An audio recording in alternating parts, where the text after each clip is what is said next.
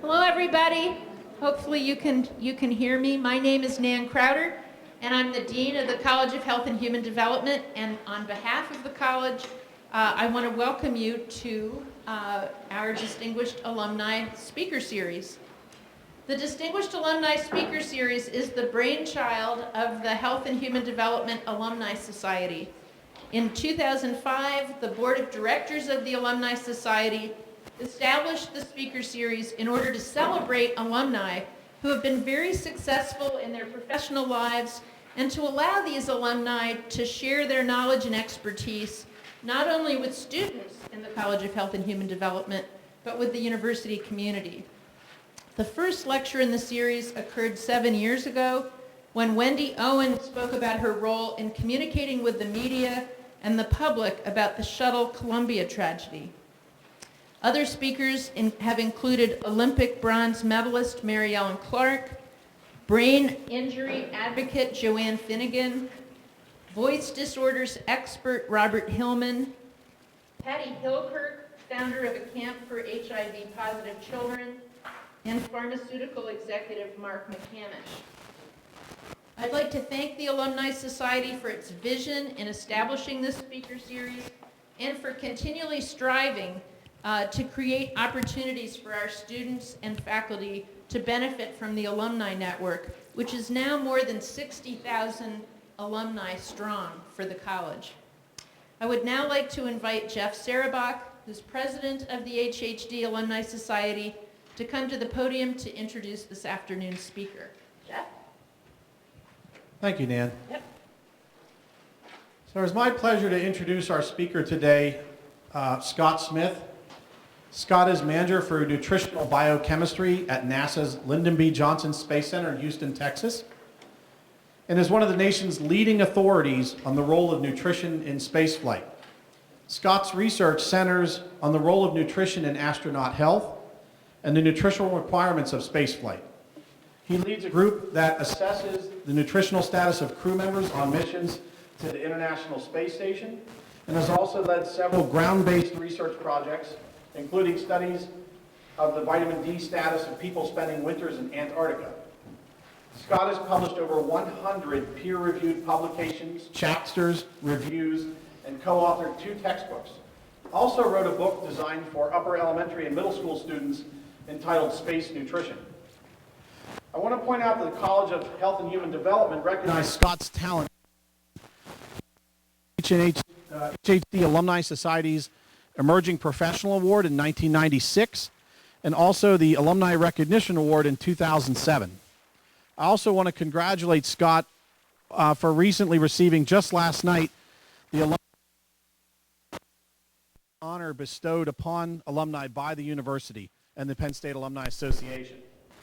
Scott's presentation this evening is titled, How Nutrition Fuels Human Spaceflight. So please join me in welcoming Scott Smith to the podium.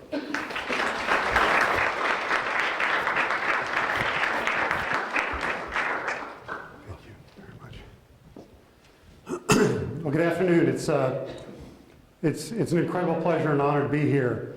I want to thank Dean Crowder, the Alumni Society, and the Nutrition Department for hosting me these couple of days. And I will tell you, it's all still very surreal. And for the few people who are here who knew me back when, let me just say I'm as surprised as you to be here under the mantle of distinguished alumni. I want to try to give you a bit of an overview of where we are. Is that too loud?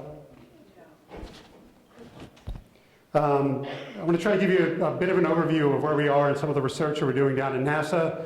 I always like to start with some pictures that capture the big picture of where we are, and I always like to start with the fact that many people believe that that when the shuttle retired back in 2011, that NASA shut its doors and stopped working.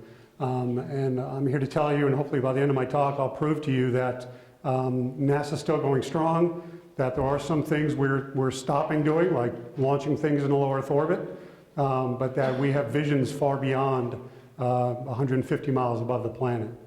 So one of the things they told me about setting up for today was that this would be a generalized audience, so I figured we'd start with one of my favorite topics, which is fully B12 one-carb metabolism. And believe it or not, before I get to the end of the talk, I'll come back to this and explain to you why this is all more important than you probably want to think it is.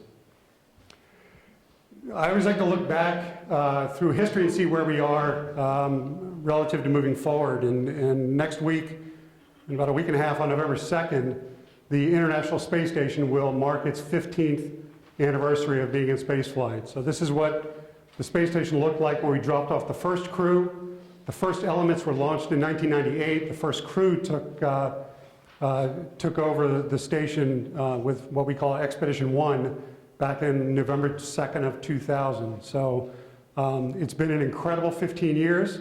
That's 15 years that we've had people living off the planet continuously. We started with a crew of 3 at a time. At one point, we went down to a crew of 2 at a time. And now we're up to what is likely full status of having 6 people off the planet at any given time. We've got 6 folks up there, and right now we're embarking on our next step in exploration, which is everybody who's stayed on space station to date has spent 4 to 6 months up there. And as we start to look at potentially a Martian mission or an asteroid mission, we need to know what happens after 6 months. And we have our first crew member on board the space station right now who's going to spend a year up there. Scott Kelly launched in March of this year and will return home this next March. And again, is the next step in our progression towards future space exploration. Now, coming back to what I do, again, I lead what's called the Nutritional Biochemistry Lab, and everything in NASA has to have a logo, and this is our logo here, and I always like to start here by making the point that this is the Nutritional Biochemistry Lab. We do nutrition. We do not do food science. I don't make the Tang. I don't know anything about the Tang. I'm not going to talk about the Tang. I'm not going to show you any pictures of food. I don't have any samples of the food. I don't do the food. I get calls from students that want to come down all the time, and I say, realize we don't do dietetics. We do blood and urine, and that really tends to end the calls pretty quickly. So what we do is nutrition, and what we're trying to do is to look at the interaction of food in the human body to try to understand how we keep people healthy. And in a sentence, our job is to determine the nutritional requirements for extended duration spaceflight. So understanding how many calories people need a day, how much protein, how much carbohydrate, how much vitamin A, vitamin E, vitamin D, copper, zinc, iron, you name it. Our job is to tell the food scientists what needs to be in that food system, and it's their job, which is harder than our job, I think, to come up with a food system that will support crews on these exploration class missions. Now, the world in my head looks a little bit like this, and that this, what we're trying to do here is understand not only nutrient requirements, but we can't do that in a vacuum. So what we often end up doing is looking at the physiological systems that interact with nutrition.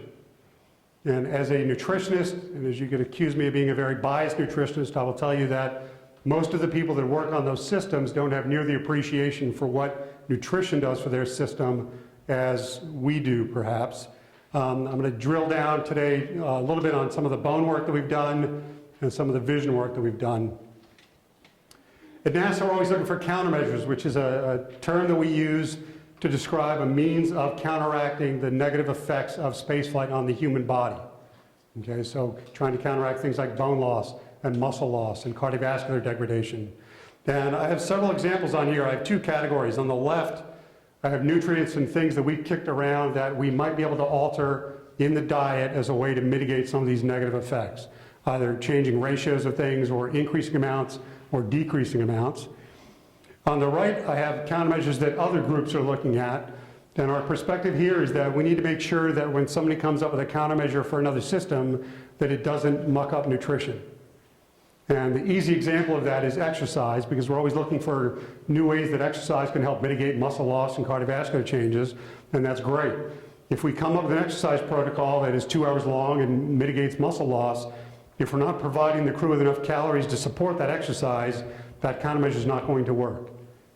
Okay. Similarly, there's a lot of drugs out there that people are looking at for things like counteracting bone loss. And again, when we use medications to stop the ability to get calcium out of bone, that does drastic things to calcium metabolism and calcium requirements and vitamin D requirements. And we need to make sure that when we pick one thing that we think is going to solve one problem, that we don't create two others along the way. Okay? And finally, we always look at the vehicle and the mission. Duration is always a key factor. That is, the longer you're on a closed food system, the greater the risks are. And I tell folks all the time that as we look at potential lunar missions, that to me, 6 months on space station is the same as 6 months on the moon.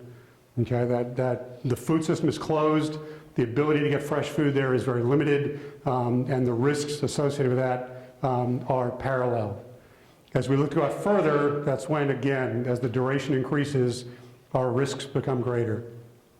The food system always brings its own set of nuanced issues with it. And there's a number of limitations on the food system, and I won't belabor that anymore. We worry about radiation and antioxidants, oxidative damage, EVAs or spacewalks, extravehicular activity, provide a few different aspects of interest for us. One is that when crews do spacewalks, those suits become their spacecraft. So the environment, the temperature control, their protection from everything is that suit. The problem with that suit is that they cannot get their hand to their mouth. So the crews cannot eat while they're in that suit, which turns out to be about 10 hours a day on days that they do spacewalks. So making sure that we have crews that are eating well before they go in, that we're tracking them when they come out of those suits. And on a space station mission where somebody might do 3 spacewalks, that's not that big a deal. On a lunar mission, on a Martian mission where we're going to go walking every day or every other day, you can't go 10 hours a day without eating every other day without having some impacts. So EVA is unique there.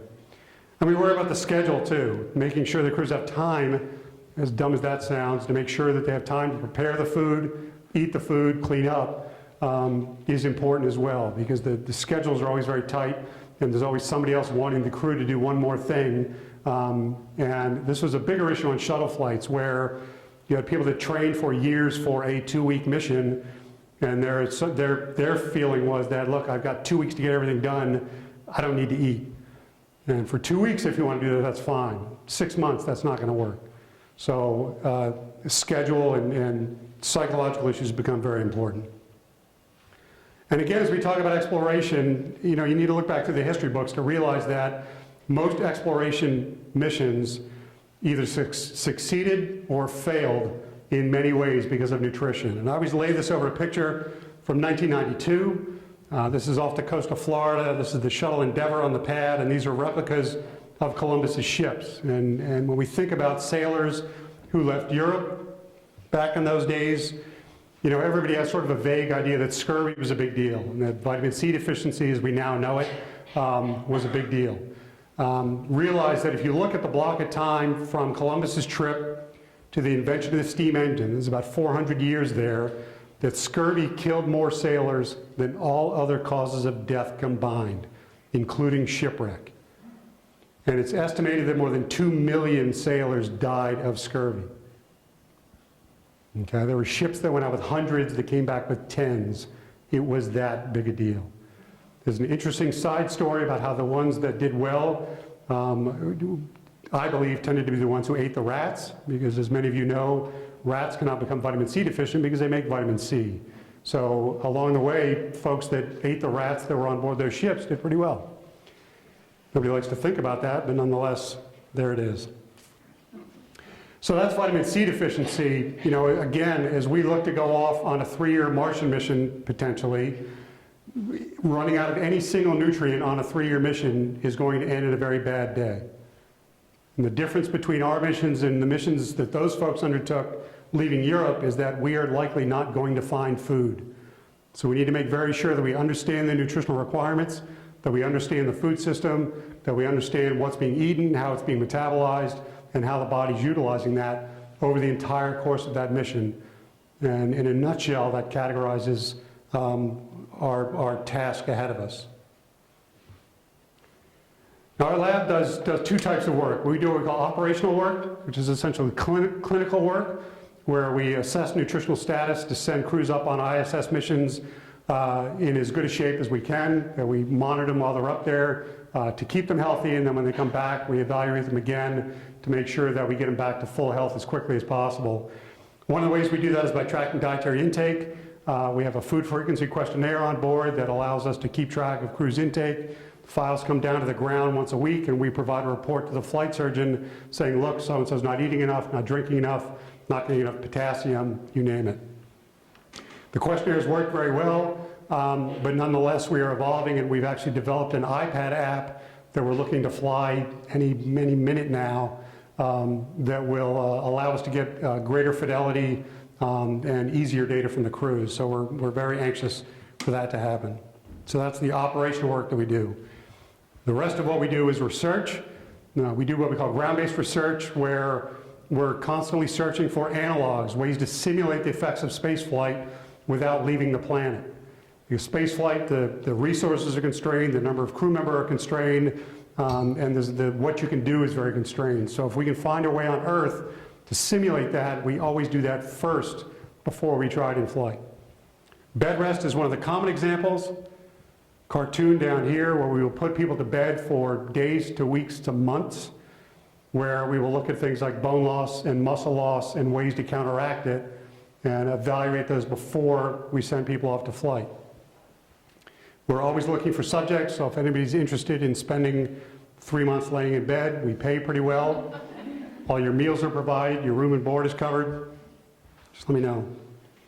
We've done some work with crews living at the bottom of the ocean. There's a NOAA facility off the coast of Florida that NASA has sent crews to for a couple of weeks at a time. And again, from our nutrition knothole, what we see is folks living at an increased pressure. So it's a hyperbaric environment. You have increased oxygen saturation in the tissues, and as a result, you see increased oxidative stress. You see changes in iron metabolism, you see changes in folate metabolism, and again, it gives us a very nice model that we can study things that we also see occur during spaceflight. The penguin here is not because we've done research in penguins, although we have done work in the Antarctic where we've looked at vitamin D. And again, looking for analogs, the crews on board space station are shielded from UV light. They don't have many good sources of vitamin D. And we've seen a number of crews come back with vitamin D levels much lower than we would want. And we did some studies in the Antarctic where for 6 months out of every year the sun doesn't come up, and that allows us to look at vitamin D supplementation. And I'll throw out, we always talk about the spin-off of the work that NASA does and the implications for the general public. This is one of our high water marks because one of our vitamin D studies was highlighted in the DRI report on vitamin D requirements. And in the 1,100-page report, there were obviously a lot of papers cited, but being one of them was actually, we thought, pretty cool.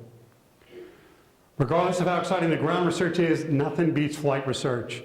And we've had a lot of opportunities. We've been extremely lucky to do research during flight. Again, our research primarily boils down to collecting blood samples.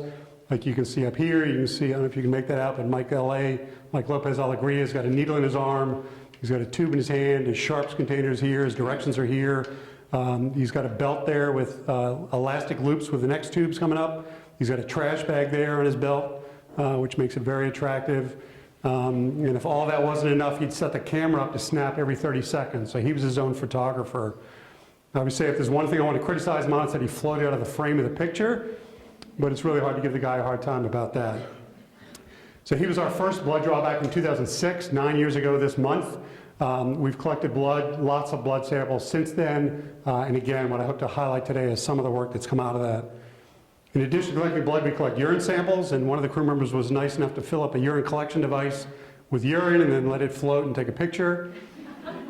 As you can imagine, the safety folks really like this. There is a Ziploc bag that's supposed to contain the thing, and you're really not supposed to take it out of the Ziploc bag, but I didn't tell the crew member that. I just took the picture and ran. And then when the samples are collected, they all go in the freezer, and they wait in the freezer until we can get a cargo ship to bring them home. So, dabbing very quickly on a few of the areas that we've worked on. We've looked at iron status, and one of the issues with spaceflight is that your blood volume contracts. that there's about a 10 to 15% reduction in blood volume during spaceflight, okay? As your blood volume contracts, those red blood cells are destroyed, the iron from those red blood cells ends up being stored, and your iron stores go up. And when we look at serum ferret levels, shown here in red, what we see is that early in flight there's an increase in serum ferret, which tends to taper off later in flight, okay? Two issues with excess iron in the body, because iron is one of those things where you have to worry about the bell-shaped curve, that having too little is not good and having too much is also not good. And excess iron in the tissues will cause oxidative damage, okay? We look at 8-hydroxydeoxyguanosine, which is a biochemical marker of DNA damage that we find in the urine. And we were surprised to find an identical curve here in the yellow line of the appearance of 8-OHDG during flight. So those things are obviously very tightly correlated. We don't have causative evidence, but from a human study during spaceflight, this is pretty impressive evidence. We've done studies on the ground with rats where we fed them high iron diets and irradiated them and seen the exact same things, and other folks have looked at iron damage with iron damage with radiation and shown similar things. So nonetheless, we believe this is real. The error bars here and in every graph I'll show are one standard deviation, so I can get that out of the way. And so there is individual variability that occurs in this. And one of the things we looked at was the area under that curve, and what we found is that there's a variability in response. Some crews had greater iron store responses, if you will, than others. And what we found is that the shape of that curve, the area under that curve, correlated with regional bone loss. So that's the graph down here. This is the area under that ferritin curve, and what we found is that people with more iron storage had greater loss of hip bone mineral density. And again, it's correlation data with a small n, but there are ground-based data in animals and in humans to suggest that these findings are real. So one of our concerns remains the fact that the food system provides about 3 times more iron than we want it to. The RDA for iron for men is 8 milligrams a day. On average, we provide somewhere between 20 and 25 milligrams of iron in the food.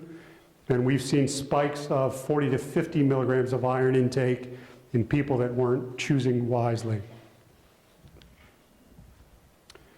Vitamin D, as I mentioned, we've done a fair amount of work with vitamin D, and I won't belabor that other than to make the point that in around 2005, 2006, we doubled the amount of vitamin D we were providing to astronauts, and we recommended that instead of 400 IUs per day, that they take 800 IUs per day. And what we showed is that vitamin D levels stay relatively constant during flight with the provision of 800 international units per day.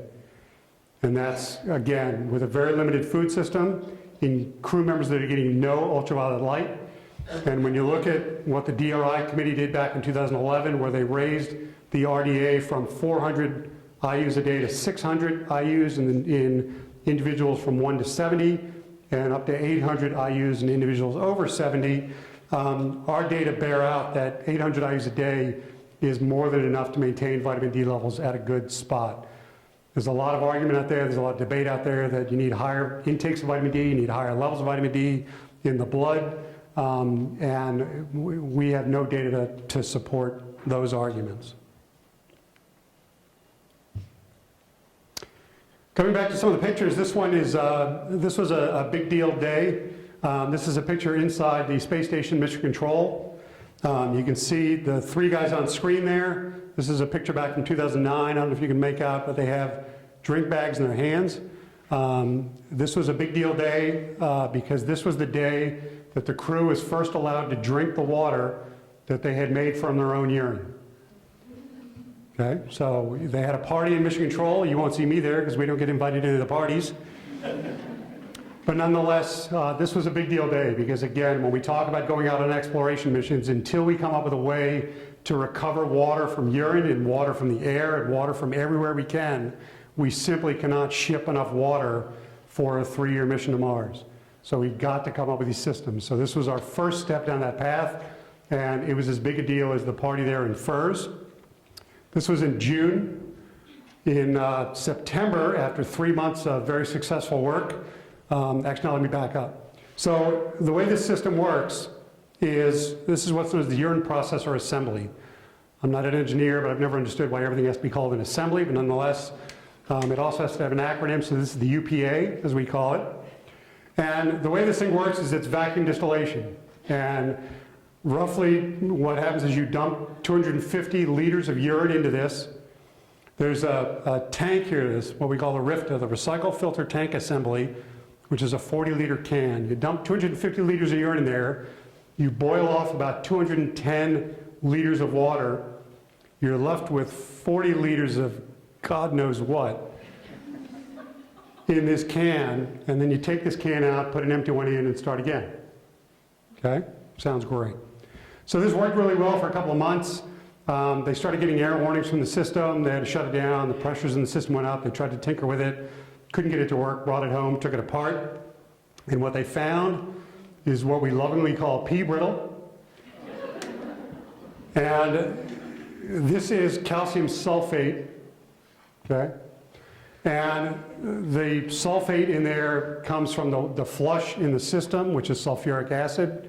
And the calcium comes from the crew. And when you get over-concentrated solutions of calcium sulfate, this is what you get. And quite literally, when they found this, this is when I started getting phone calls asking me, well, what happens to calcium during spaceflight? And when we went back and talked to the engineers, long story short, what it turned out was that the limits of the system were built such that we should not have been surprised, given urine volumes, given calcium excretion, and given the sulfate concentrations, that these things were going to precipitate. And what the space station program did after that was we dialed back on how often we changed out those tanks.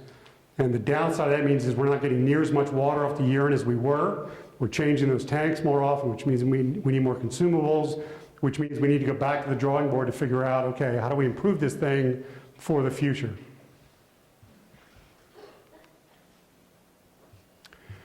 Turning to bone, again, we have labs, and NASA funds a lot of research across the nation looking at bone metabolism, looking at bone densitometry and the like. And what we do is bone biochemistry. We look at the chemicals that appear in blood and in urine that track what's going on with bone metabolism, and then we often look at how that relates to the x-rays, if you will, okay? And I show this just to make the point that, bone, we always think of bone as sort of the cement that holds us up, but bone is a very metabolically dynamic tissue. You're always forming bone, you're always breaking down bone, and as shown here is if those two processes are equal, then your bone is staying set, okay? If either one of these goes up or down, that's when you start to run into problems. What we know during spaceflight is that bone breakdown goes up significantly, okay? And for a long time, the race has been on to try to figure out how to bring bone resorption down, bone breakdown down.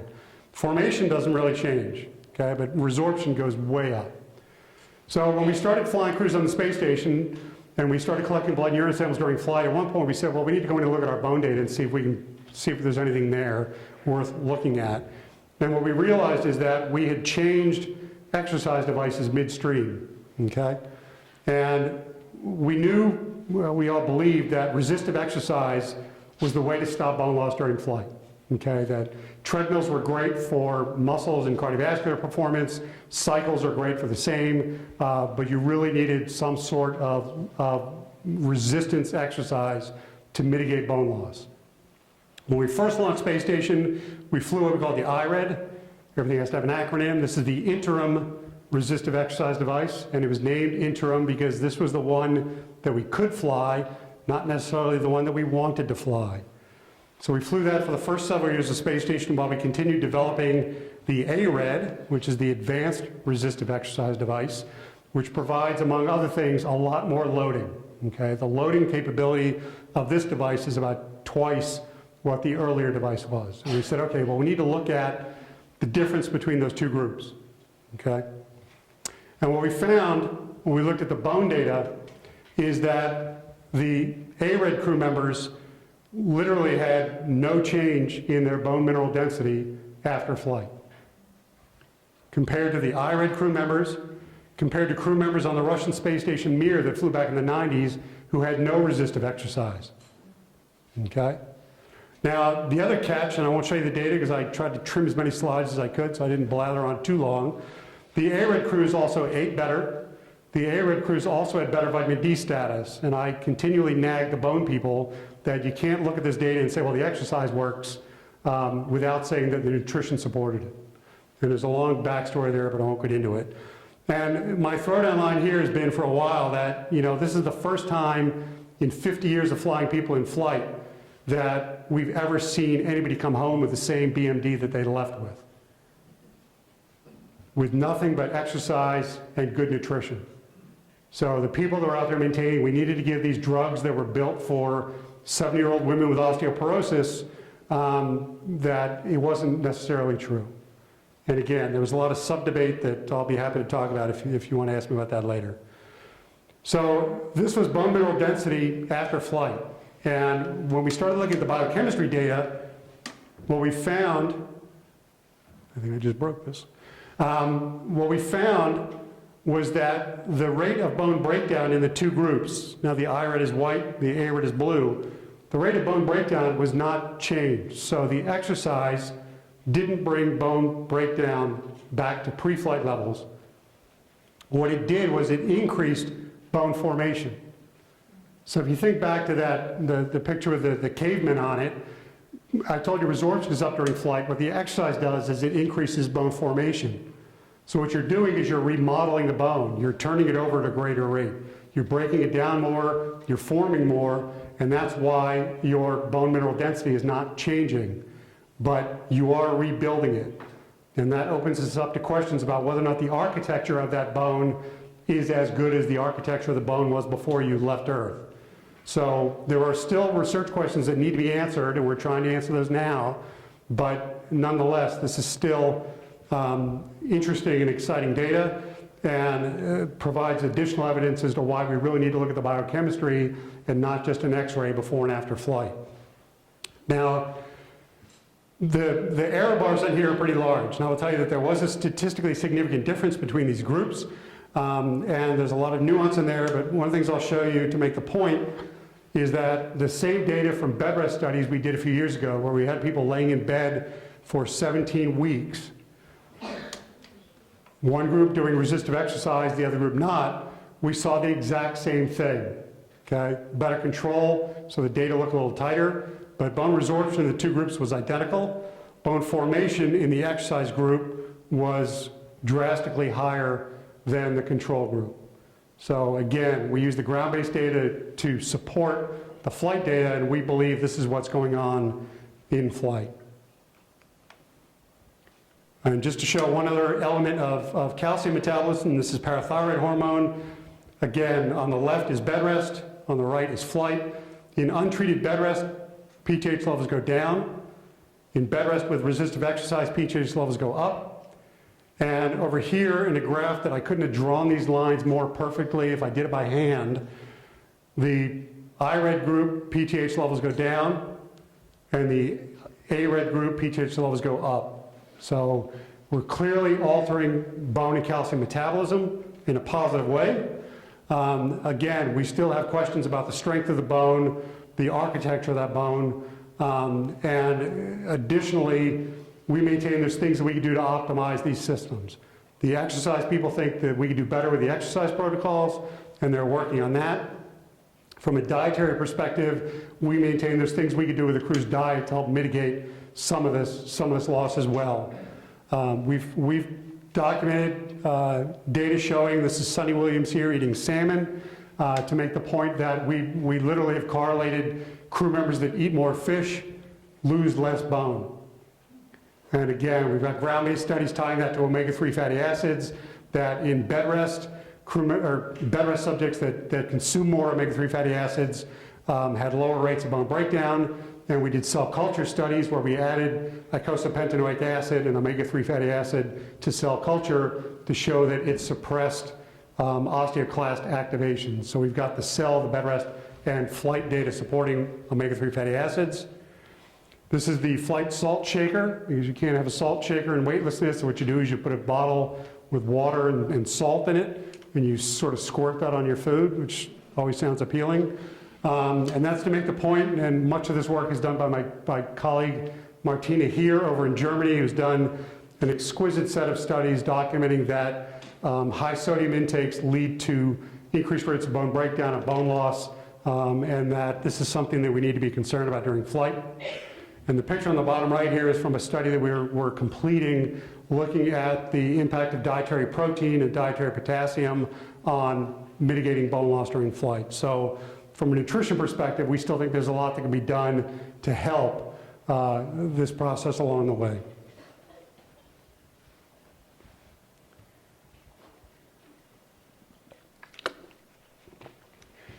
Now I want to shift gears here to what we've lovingly dubbed VIP. Okay, everything in S has an acronym. This one's vision impairment, intracranial pressure. Okay, and this gets at the fact that around 5 or 6 years ago, we realized we had crew members coming back from space station with what I call simply vision issues. Okay, there's some complexity to it. We're looking at things like choroidal folds, optic disc edema, cotton wool spots, globe flattening. Bottom line, in simple terms that I can understand, is that we had people going up with perfect vision that came back needing glasses. Okay? And to give you an idea, you know, obviously you know where your vision is. So I can talk to crew members all day long about their rate of bone loss and changing their rate of bone loss, and that's not near as important to them as I can see perfectly and now I can't. Okay? This, as I said, 6 years ago we did not know this was a problem. We'd had some crew members before then that had had some vision issues, and it was always waved off that, you know, look, you're at the point, you're in your 40s, when your vision starts to go, you're just getting older, suck it up. And you can imagine how happy folks were to hear that. And again, it was around 6 years ago that they realized this was real, that this was happening a number of times, and the people started looking at this, decided that this was all related to intracranial pressure. That the pressure during space flight, the pressure in your head goes up, the pressure in your head impinges on the optic nerve, impinges on your eye, and causes these problems. And that intracranial pressure during flight may be higher because of a lot of things. Maybe because of simple fluid shifts, fluid dynamics that change during flight. Maybe related to the resistive exercise that I told you so nicely protects bone. When you compress all those muscles, what's happening is you're forcing more blood into your head. Carbon dioxide was thrown around, that we know on the Earth that exposure to elevated CO2 levels will increase blood flow into the brain. And for a while, people threw around dietary sodium, that high sodium intakes may lead to increased blood volumes, and again, may lead to more blood in the head, pressure in the head, vision issues. Okay? So this jumped from, we didn't know it was a risk, to NASA's number 1 or number 2 risk, depending on who you ask. Okay? If it's not number 1, it's number 2, right behind radiation. Okay? Now, when this came out, we said to the docs, we said, look, we've been collecting blood and urine from crews for a long time. We've got a lot of data. Why don't you, tell us who had vision issues and who didn't, and we'll see if we've got anything that can help you. Okay? Which brings us back to this thing, which I always like to say, and I probably shouldn't say it here, this was one of those things in school when you first saw this, that your first question was, is this on the test? And it turns out in real life, this is on the test. So I will tell you, I joke, I have a colleague of mine, Sarah Zwart, is a PhD nutritionist out of the University of Florida, which is a big B vitamin, water-soluble vitamin university. And we share the fact that, I took the vitamins course with John Smith here many moons ago, and he was very fat-soluble oriented, and we spent half the course on vitamin A, and we spent 40% of the rest of it on vitamin E, vitamin K, vitamin D, and then the last week we talked about the fact that there were some other vitamins that were water-soluble, but they weren't that important. She got the opposite end of that, where they spent the entire course talking about folate, and then talk about the rest of the B vitamins, and then at the last few days mentioned that, and by the way, there's some fat-soluble vitamins, but they're not very important. So putting this together, when we started our study during spaceflight, one of the things that we wanted to look at was homocysteine. Okay? Shown in the middle here is HCY. Homocysteine is a cardiovascular risk factor. It reflects folate status, B12 status, B6 status. And because we'd seen some changes in folate before and after flight, we thought, well, we ought to look at this during flight to see if there was anything there. And when we first started looking at our data, we were seeing flat lines. That is, the pre-flight homocysteine was the same as the in-flight homocysteine was the same as the post-flight. And we thought, okay, that's good. That means we're not seeing major changes in folate metabolism or folate requirements during flight, so we don't have an issue. When we started segregating data out by who had vision issues and who didn't, things got interesting really quickly. This is the data we have here, and I literally could tell you the date, and time Sarah came into my office and said, there's something going on with one carbon metabolism, okay? Long story short, we had data on 5 crew members that had vision issues, 15 crew members that did not. And what we saw was significantly higher homocysteine concentrations in the individuals that had vision issues compared to those that did not, okay? Now, first of all, that was a big deal. Second of all, these first 3 points are pre-flight, meaning this was not an effective spaceflight on those individuals. This is something that was there before they flew, okay? That's homocysteine, which you can see here in the middle.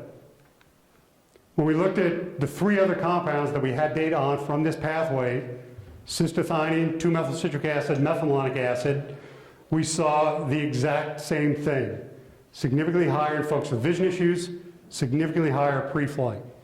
So we now have 4 pieces of biochemical evidence that suggest there's something going on with these crew members before flight. I won't belabor it. We ruled out as many things as we could. We knew they weren't deficient in any of these vitamins. These are normal levels of homocysteine, so if you show up at your doctor and you had a homocysteine at 10, they're not going to blink. That's a normal homocysteine, okay? We started looking at lots of things, and what we started digging into is the fact that there are genetic differences in the enzymes in that pathway, okay? And just for a bit of background, enzymes, as you know, are proteins, and proteins are made of strings of amino acids, and that the way your body builds every protein it makes is based on the blueprint that your parents gave you in your DNA. And that there are what we call polymorphisms, which is just a long word for multiple forms of proteins that occur based on the genetics, okay? It's estimated there are I think it's 10 million, polymorphisms in the human body, okay? So this is a very common thing. Blood types is the one that I always like to throw out, that having one form or another isn't necessarily good or bad, it's just different. Okay, there are some polymorphisms that are not so good, but nonetheless, there's lots of flavors of these things, okay? Now, to drag one example, one of these enzymes, the MTHFR, there's a fair amount of literature on this, and this was first identified in the late 90s, and to give you an idea, the minor form of this polymorphism, now let me step back. One of the polymorphisms in this enzyme is what's known as the C677T. And all that means is that at base pair 677, you either get a C or a T based on your parents. One of them gave you a strand of DNA that had one of those, and the other one gave you another one. So you either got 2 C's, a C and a T, or 2 T's, okay? The minor form of this, the TT, occurs in about 15% of the population. So these are not random occurrences, these are not 1 in a million, this is 15 out of every 100 people. There's some racial and ethnic differences. So if you look at African Americans, for example, the incidence of the TT form of this polymorphism is extremely low, it's about 1%. If you look at Northern Europeans, where a lot of our astronauts happen to come from, it's a little higher, it's about 20%, okay? Now, what happens is, based on your genetics, the enzyme that your body builds is very slightly differently and has a different rate of function. And on a qualitative scale, if you have the major form of the polymorphism, it functions at full function, 100%. If you have the mixed form, it functions at about 2/3. And if you have the minor form, it functions at about 50%. And the way I always like to think of this is that, imagine you're in a factory and you've got two conveyor belts bringing you parts, and your job is to put those two parts together. If one of those conveyor belts slows down, the other part is going to start building up. And what we maintain is happening is that if one of these pathways slows down, everything else upstream builds up. And that's why we think we're seeing elevated concentrations of these metabolites in the blood. Okay? And again, I use this MTHFR as an example only. So based on the biochemistry data, we went to NASA's Human Research Program and said, look, we want to do a study where we go in and look at the genetics. We picked a very small study because we were very apprehensive about doing genetic work in astronauts, and we were very apprehensive about whether or not the astronauts would let us do genetic work. We proposed looking at 5 polymorphisms in this pathway, which was probably too small a selection. We were looking at an expanded set of biochemistry. We were going to look at the medical data. And to give you an idea, again, how big a deal this is, we were going to talk to everybody that had flown or will fly to space station. There were 72 crew members that we wanted to talk to who fit this mold.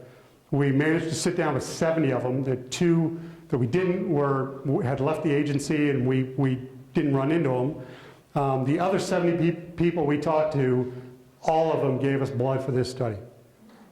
And the idea to get 97% participation in anything at NASA is unbelievable. And that, again, gives you an idea of the importance of this problem. Now, I'm boiling a lot of things down into one, but there's another polymorphism that we looked at. The methionine synthase reductase, which is abbreviated MTRR, because it's got a much longer name that I don't remember, is shown here in the middle. And there's what's known as an A66G polymorphism. Again, you get an A or a G from each parent, so you either get 2 A's, an A and a G, and 2 G's. Okay? When we looked at the data, what we found was almost unbelievable in that everybody that had the GG form of this polymorphism had vision issues. Or put another way, nobody that didn't have vision issues had that polymorphism. So that empty cell is what I would call extremely telling. Now, this isn't a black or white. This isn't the smoking gun, because there's a lot of people over here, and I should have said each of these symbols is a person. There's a lot of people over here that had vision issues that didn't have that polymorphism. So we can't simply say that this is the one that's causing the problem, we're done. Okay? And what we now need to do to try to help understand these folks is to take a step back. And one of my colleagues, our co-investigator on this, Steve Zeisel from the University of North Carolina, what he said when we talked about this was, just because you found a quarter under a street lamp doesn't mean there's not a silver dollar off in the dark. And that we took a very narrow look at this. We need to broaden it out and make sure we can, see if we can validate this, if we can confirm this, if we can extend this to some of those other individuals. And that's one of the things that we propose moving forward. In working on these data, one of the things that we found is several characteristics of our astronauts that match another population. Okay? What we found is individuals with higher homocysteine concentrations in the blood, individuals whose relatives had higher homocysteine concentrations, individuals who had a higher prevalence of these 1-carbon polymorphisms, individuals who had elevated intracranial pressure, individuals who have increased retinal nerve fiber layer thickness. The individuals in this clinical population have hyperandrogenism, and one of the things that we found is an elevated testosterone response during spaceflight. Not that they had higher testosterones during flight, but that the response, again, the area under that curve, was greater in those individuals. Individuals in this clinical population have altered carbohydrate metabolism, and one of the tests that we did on our blood samples was looking at metabolomics, and we found we found analytes in the profile which suggested alterations in carbohydrate and insulin metabolism. All these things are similar between these two groups. What is striking is that on Earth, these are individuals diagnosed with polycystic ovary syndrome, which is a disease that affects about 20% of women. What's intriguing, and I will tell you, we thought long and hard before we started talking about this because we were sure somebody's going to throw something at us, and I'm waiting for you guys to do the same. All of the astronauts that have had frank vision issues have been male. And obviously, everybody diagnosed with polycystic ovary syndrome has ovaries. But there are questions out there, there are people that have published papers suggesting that polycystic ovary syndrome is misnamed, and that polycystic ovaries are simply one of the downstream effects in this syndrome, and that it is not the hallmark, and that males actually get this syndrome, but that they don't have ovaries to be diagnosed with PCOS proper. Additionally, it's intriguing that about 80% of the women that are diagnosed with polycystic ovary syndrome actually exhibit polycystic ovaries. So you can have other factors in this syndrome without having the polycystic ovaries. So we fully believe that there's something here that we need to look at further, and what we maintain is that this population may be the ground analog for vision issues in astronauts. Now, what we have is an association between genetic polymorphisms and vision issues. We do not know what's in the black box. We do not know what the mechanism is, and what's in the black box may be all those things I told you before. It may be intracranial pressure, it may be fluid shifts, it may be CO2 exposure. We don't know. But if we know there's a subset of the population that's prone to this, we need to study individuals that are prone to this and not study everybody. Because if we study everybody, we may spend the next 40 years trying to figure out what the issue is, and we may miss it because we've diluted the subject population. Now, this line of research will help us better understand the risks of human spaceflight. It will help us better understand what research we should be doing and what countermeasure options there are. And obviously, it might have broad application in health and medicine on Earth. Now, I come back to my Venn diagram here to make the point that while a lot of what we do is focused on a very small number of individuals that are leaving the planet, but obviously there's significant implications for what we do for those of us here on Earth in a lot of ways, in many ways more myriad than discussed today. A couple things to put in a plug. One is, as you heard before, we have published a few books, 2 textbooks that I would say read a little bit like encyclopedias, and 1 kid's book that is the same as these others. It just has better pictures and smaller words.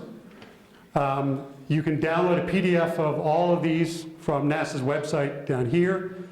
For the students, you can also find out about internship opportunities at NASA and across NASA, not just within nutrition.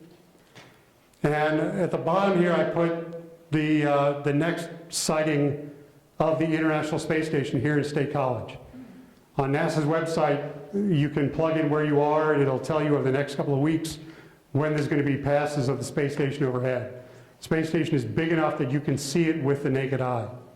And it just happens that tomorrow night, just before 7 o'clock, there's going to be an incredible pass. And by incredible, I mean it's going to be 6 minutes long, which is about as long as you get.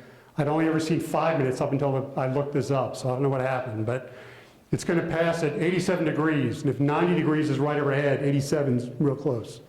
Okay? It's going to start from the northwest. It's going to end up at the southeast. It looks like a star, but it doesn't flash, and it's moving pretty quickly. Okay? So if you have nothing to do tomorrow night, step outside. Hopefully it'll be dark enough, actually maybe dusk, which might help you see it even better. Hopefully the cloud cover won't be there. With that, I leave you with an image from the other view. This is a time-lapse image that Don Pettit took looking out one of the windows on the space station at Earth. And this, to me, is always one of the cooler shots. And the speed there reflects sort of what I feel, the blast of what I've just thrown at you of dumping probably a 2-hour lecture into, I'm not sure how long I've been talking, but nonetheless. With that, I thank you all for your time. I thank you all for coming out today. I thank you again for the honor in being able to come here today and present to you guys. If there's any time left, I'd be happy to try to answer any questions. Thank you.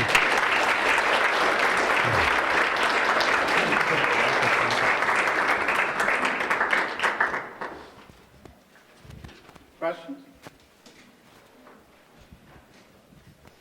I can just speak about the bone loss and the balance. It didn't seem like there was post-flight information on that graph, so the people that were not seeing or saw the increased bone gain and loss, what was the post-flight results for those people?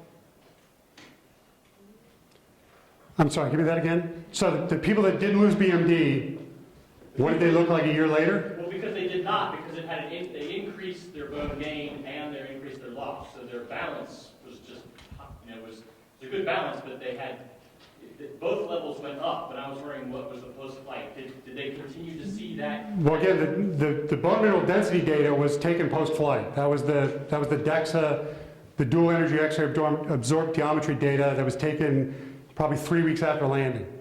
Were those folks different in a year? I don't know. And that's actually an interesting question. One of the issues and what the bone people typically criticize is that those are DEXA data, which is two-dimensional data that you're trying to get a three-dimensional volume from, and that doesn't work, and we really need QCT data to get at the three-dimensional image, and Gene Sabonga down at JC and Tom Lang are off working on trying to look at that better. So that is one of the intriguing things. Post-flight, from a biochemical point of view, we see bone formation rates go up very quickly after they return to Earth. That gravity is a phenomenal stimulus. And even when long story short, we were seeing changes in bone formation within about 24 hours after landing. And resorption comes down just that quickly as well. And it takes, for the folks without ARED, it takes 12 to 18 months to recover the bone mineral density that they were at before flight. Okay.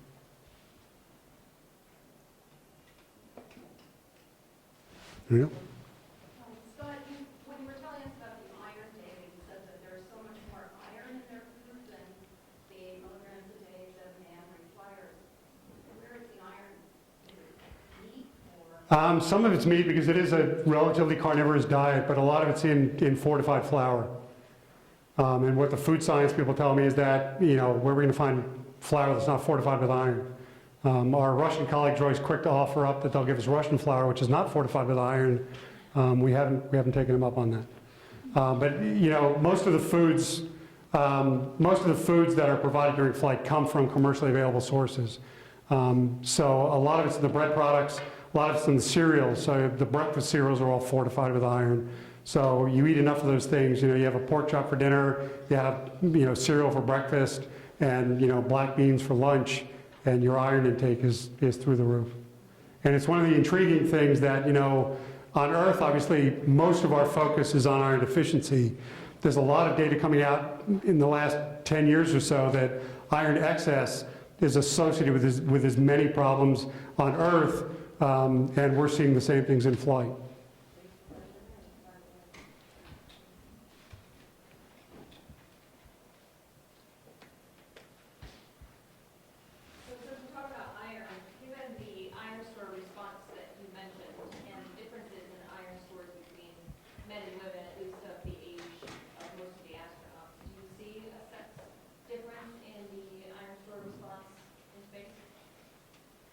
I don't recall if we looked at the iron store response with men and women, but the standing answer is that the numbers of subjects are small, and the numbers of males and females, when you separate them out, the female group is always really small. So obviously it's plausible. I know the female astronauts have lower iron stores going up. Whether or not the response is also lower, I would suspect, in large part because they, obviously energy intake is greater in male astronauts compared to females just because they're bigger. So iron intake is probably lower, so I would guess the response is lower, but again, I don't remember those data off the top of my head. Please. Thanks. That's good. What a great presentation. I was just wondering if you had evaluated any of the biochemical changes at the cellular level for bone change, like sclerostin or OPG or Rankel or anything like that across the spectrum of astronauts. That's a good question. And I will tell you, we've got a paper in press in the journal Bone, where we publish essentially the bone marker data, the entire bone marker set from the study that we did. We've got 32 crew members with a couple different groups, and we included we'd already published some of the more basic measures, but we also included things like sclerostin and Rankel and OPG and a few others. We were a little disappointed with the sclerostin data, and part of the concern there was that we didn't have significant differences, is the short answer. We've published data for bed rest where we did get a cleaner response. The trend during spaceflight was the same, that you do get a formation response to ARED, but the numbers we had, the variability was great enough that we weren't able to tease that out. We've got a suspicion that had we used at the time a higher resolution sclerostin assay, we might have been able to pick that up, but that was one of those things in hindsight that, the blood volumes we get are so limited. I just cut it off.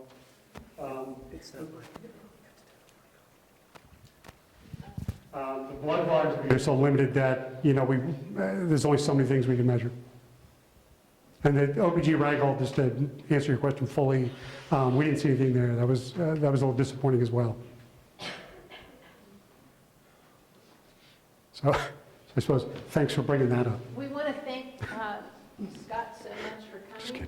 This was great. We also have a tradition of giving you a little something, so we want you to have this as a memory of this, Thank you. and we promise we'll send Am I it to supposed to you. open it? It'll be self-explanatory once you open it. Okay.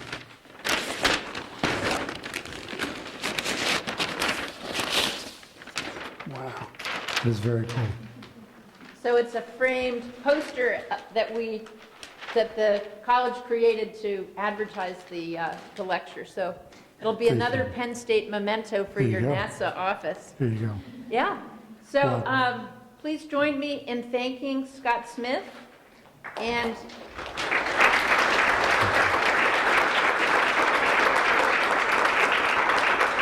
if you've got individual questions, feel free to come up and talk to him. But we'll also have a little reception out where we walked in. So feel free to stop and have some refreshments. So, yeah, Thank you again. You're welcome. For everything. I think that'll be Thank you. Yeah, nice to that have. is gorgeous. That is Yeah. gorgeous. And I love the